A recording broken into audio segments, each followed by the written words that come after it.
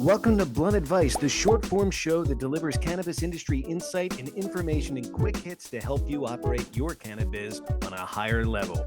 Here are your Blunt hosts, Francesca and Mike. So the other day I was on a panel and I was asked a question from the audience about how exactly to attract new customers to this guy's dispensary. And he was looking for some specific answers, but what I did was I actually answered him with a question by saying, ouch. I know, it's a good one though. I said, well, who's your ideal customer? Like, can you give me who is in your customer persona? Or give me a little bit about your customer persona. And he didn't have an answer for that. He didn't even know what a customer persona was, why he should have one, how to use one.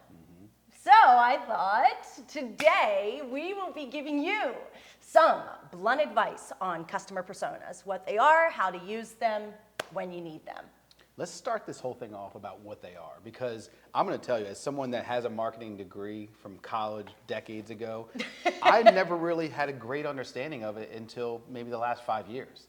And so you tell me, like when I think of a customer persona, I feel like it's the avatar of my business. Like it's the personality, it's who we are, it's what we're delivering, the values, the service, the product, whatever it's going to be, into whom that's going to. So it's like just the overall picture of who we are. Is that accurate? It's accurate in what it is, but not who it's applying to. Because that it's all of that for who your customer is.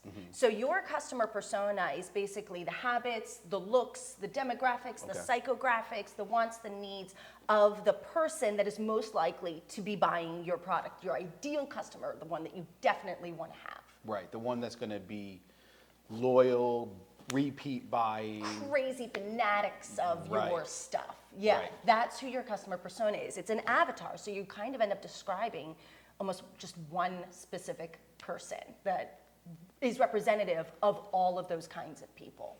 Okay, that makes sense. Yeah. And I think that's why there's a lot of misunderstanding about it, because I think a common problem is that people tend to think that their business is meant for everybody or their product's meant for everybody. So you just broadcast it out there and buyers are going to start coming in through your doors. And that's not always the case. And it's rarely the case, really, unless you have a very, very well established universal brand like milk. Yeah. Or water.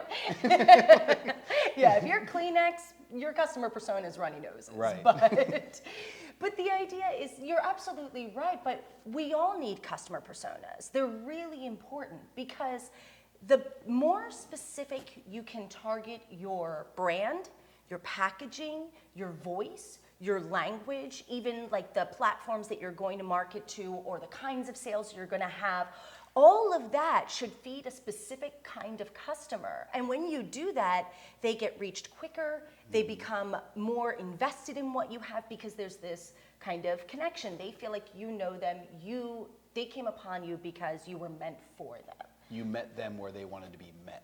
Yes, exactly, yeah. And it's all going to influence your marketing, your branding, your packaging, your sales to create these loyal people that are going to be your repeat buyers. So customer personas really get you customer loyalty and repeat sales, which that's the most important thing in sales, for sure.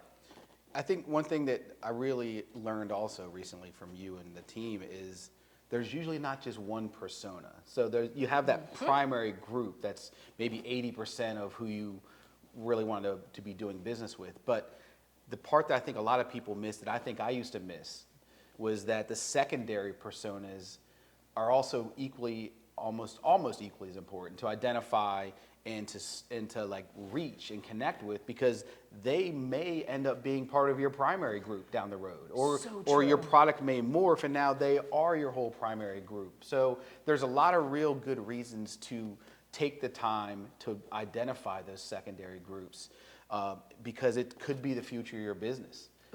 It really could. And I think the other part of the secondary one, this is kind of part two, what I wanted to bring up that popped in my mind is, we've seen this a lot. Sometimes who you think your primary customer persona is may not be the case. And here's an example I want to use. We have a lot of clients that are growers, and they think that the dispensaries are their primary customers, and their customer persona is all geared towards that dispensary. Right. But what they're failing to kind of think about is down the value chain, and who's ultimately at the end of that, the ultimate consumer, the ultimate buyer is the consumer, not the purchasing manager at the store.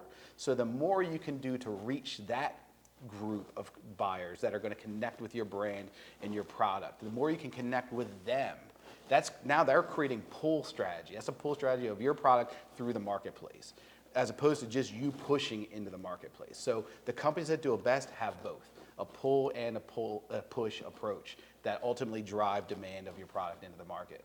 Couldn't have said it better. You know, the added benefit of making sure, in that example, if you're a grower, your secondary customer persona is the end user, is that helps you target the dispensaries that you're going to sell best in. Because if you know that your best users are your millennial women that are dog owners and like to be really into fitness, then those women are going to go to a very specific kind of dispensary. And now you know that those products are going to sell best in that kind of dispensary. Boom, you've just used one customer persona to help define and amplify your other customer persona. That's a great example of how it works for both. Yeah. And how to connect those dots. It's not easy to do. It takes a lot of time. And this is the other, I'll be completely honest here. I used to, whenever we worked with marketing companies in the past, third-party marketing companies would come in, they would always want to at first say, who's your customer persona?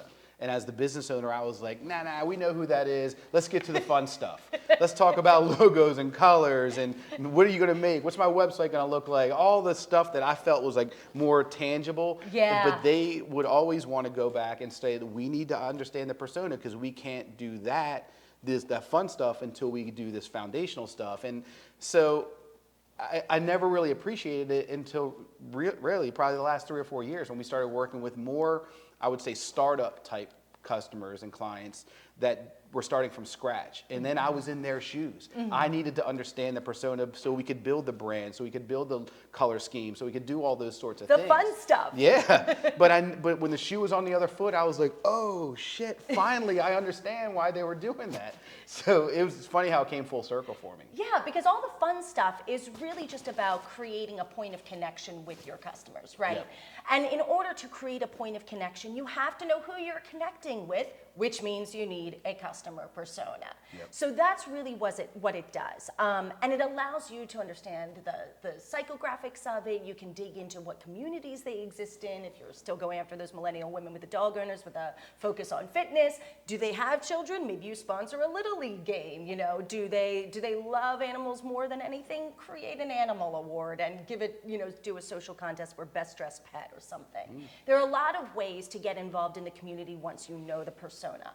So and we've even experienced this as the sales joint because we definitely thought that, initially our customer persona was we sell for license holders. And so one kind of license holder are the producers, the farmers. And so we're like, of course we can sell weed from any farm if it's good enough into the stores. We can trust our sales process. However, we learned to narrow down that customer persona and say it's actually farms that can produce a certain volume, farms that have reliable transportation, farms that have, their shit together and are ready to do business as a business. That's a different customer persona than all farms. Narrowed it down. Exactly. Yep. And then that's just one customer persona for one of our offerings in the sales. We also have the consultation work, which is a completely different customer persona. So make sure not only do you have those primary and secondary, that you are creating customer personas that value the offerings you have, and that might take multiple ones. Right, multiple offerings. Typically, are going to be multiple personas. That's a really good add-on there. For sure. Yep. Well, I think we kind of covered this pretty well. This was a lot of fun. I hope and so. I know customer personas better now than ever. Yeah, and hopefully everybody else does too. So let's roll this all up and take a couple of quick hits of this blunt advice. Okay, so quick hit number 1 is get specific with your customer personas. Make sure that when you are thinking of somebody, it's as tangible and as specific as possible so that all of the things you're generating based on that customer persona is almost like a glass slipper fit. Oh, wow. Yeah. All right. Number 2, don't be scared to have multiple personas identified for your products or services. The more you can do to fit your personas with your products and to be very narrow in your approach, the more successful you're going to be in the long run. That's right. And I would say number 3 is that understand customer personas change. In fact, everything changes. Get better. So you've got to make sure that as the market evolves, as your business evolves, as products evolve, your customer personas are going to evolve as well. So stay on top of them. They are living things, and learn from who you're getting sales from to adjust your customer personas to fit the reality. Well, as always, we want to hear from you. So please email us your blunt feedback at bluntadvice@infusedmedia.io. Well, I'm Francesca. And I'm Mike. And the time it took you to find a parking spot at the new Wegmans, you got some blunt advice.